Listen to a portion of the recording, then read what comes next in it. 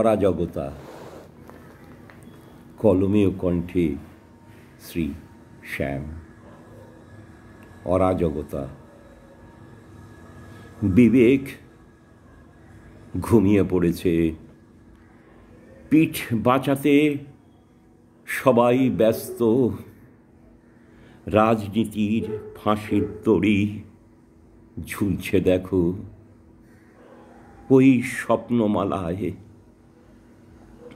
বিগত 50 বছর ধরে বাংলায় যা চলছে তা বাংলার গরিমার এক লজ্জাজনক অধ্যায়।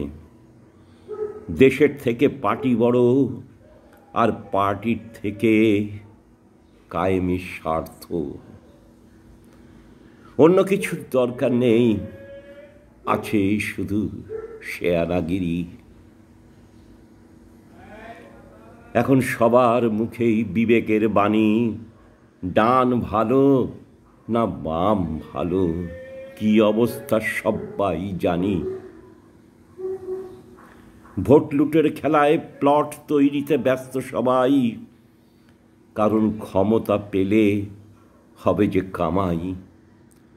পরিবারবাদ শেষ করেছে স্বাধীনতার পরে, তাদের ঘরে এত সম্পত্তি হয় যে কেমন করে। আঙুল ফুলে কলা গাছ হয়, 5 বছরের কামাইয়ে চলে জীবন ভরে। সকলে কিন্তু বোঝে বা জানে সবাই, মৃত্যুর ভয়ে জড়সড় শুট আউট। অকালেই বুঝি থেমে গেল মোদের জীবনগুলো।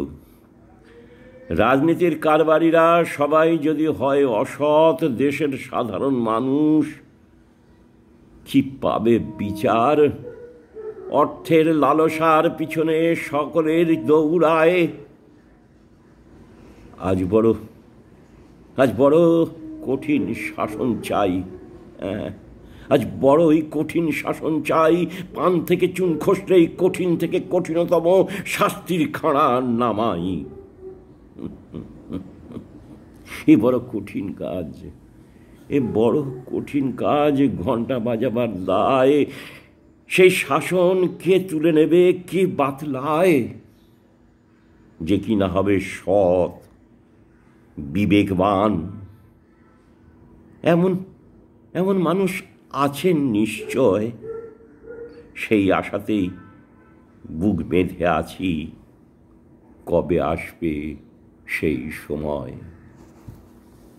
নমস্কার, ভালো থাকবেন।